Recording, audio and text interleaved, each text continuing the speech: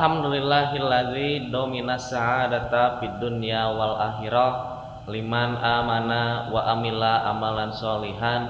Asyhadu an la ilaha illallah wahdahu la syarikalah wa asyhadu anna Muhammadan abduhu wa rasuluh.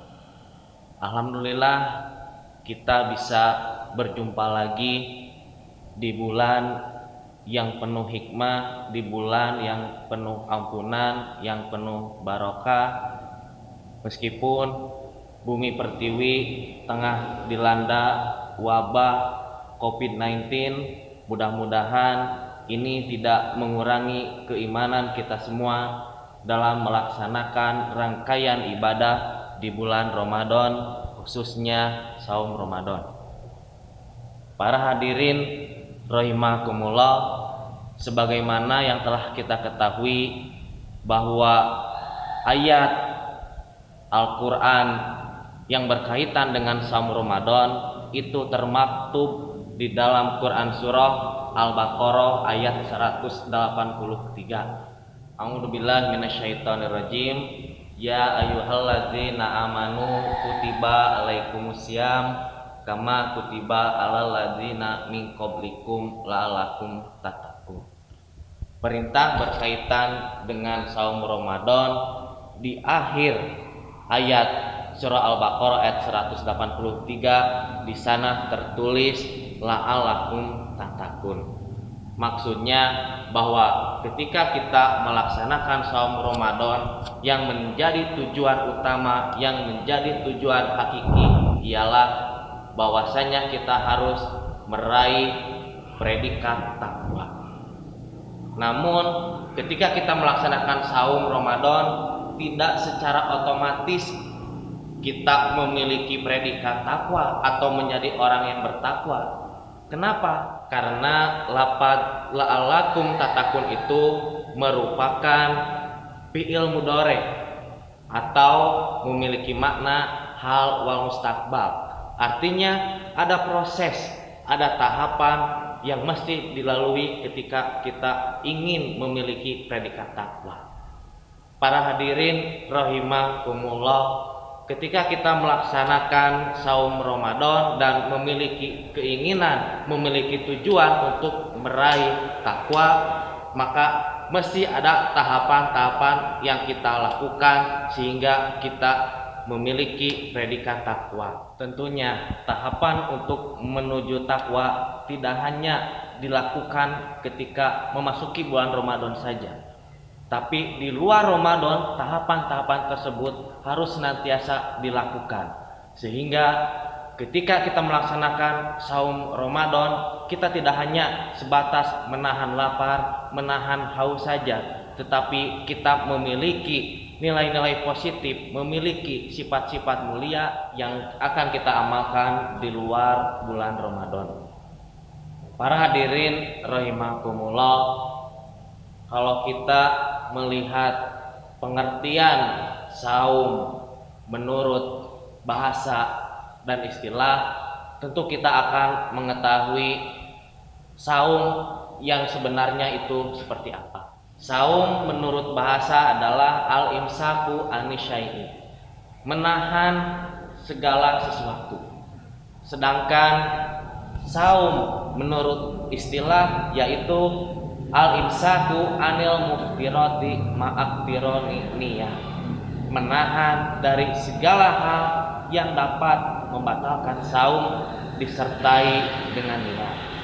Apa saja yang membatalkan saum itu? Yang pertama makan, yang kedua minum, yang ketiga bersenggama suami istri.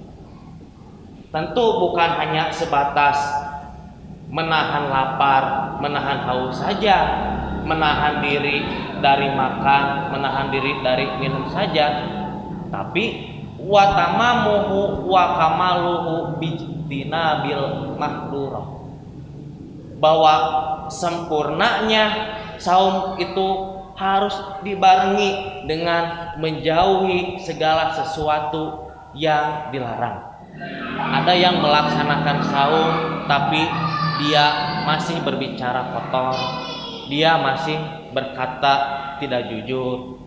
Bahkan ada yang melaksanakan saum tapi dia tidak melaksanakan sholat. Dari pengertian tersebut kita dapat pahami bahwa di antara tahapan yang harus kita lakukan untuk mencapai predikat takwa ialah tentang pengendalian diri atau mujahadatun nafsi. Kita bisa menggarisbawahi kalimat wa tamamuhu wa kamaluhu bijtinabil mahdhurah, bahwa saum itu ternyata bukan hanya sekedar menahan lapar, menahan haus saja, tapi juga harus dibarengi dengan nilai-nilai terpuji, nilai-nilai positif yang harus kita kerjakan. Di antaranya meninggalkan sesuatu yang tidak bermanfaat, meninggalkan sesuatu yang bisa merusak pahala saum tersebut. Misalnya seperti tadi, berbohong ketika saum, berkata jorok ketika melaksanakan saum, meninggalkan sholat, tidak membaca Al-Quran, atau malahan ketika sedang melaksanakan saum kita malah melakukan ghibah, membicarakan kejelekan-kejelekan orang lain dengan teman-teman.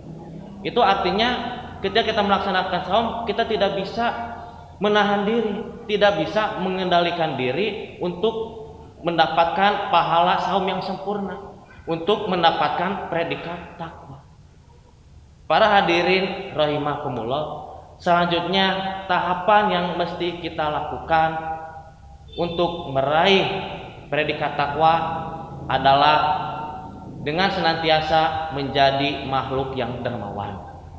Sebagaimana keadaan Nabi dijelaskan bahwa beliau itu ajwa dan nasi bil khair. Beliau adalah paling dermawan dalam urusan kebaikan.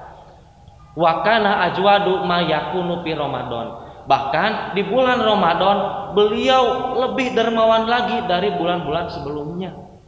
Artinya di bulan Ramadan ini beliau senantiasa menjadikan lebih dermawan lagi dari bulan-bulan sebelumnya. Padahal kita mengetahui bahwa Rasulullah itu bukanlah orang yang kaya. Bahkan dikisahkan beliau sampai menjual jubahnya, menggadaikan jubahnya hanya untuk memberi bantuan, memberikan pertolongan kepada orang yang tidak mampu. Bahkan hal ini dijadikan sebagai alat untuk mengolok-olok Nabi Muhammad oleh orang-orang Yahudi. Karena kan Rasul menggadaikan atau menjual jubahnya tersebut kepada orang Yahudi. Bayar dong Muhammad, bayar dong. Itu menjadi sebuah kalimat yang diutarakan oleh kaum Yahudi untuk melemahkan Nabi Muhammad. Padahal Rasulullah ketika menggadaikan jubahnya, ketika menjual jubahnya itu sudah ada ijab sebelumnya. Kapan Rasul harus membayar hutangnya kepada orang Yahudi.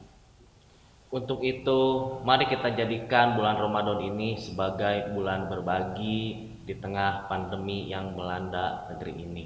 Masih banyak orang yang membutuhkan uluran tangan kita yang terkena dampak COVID-19.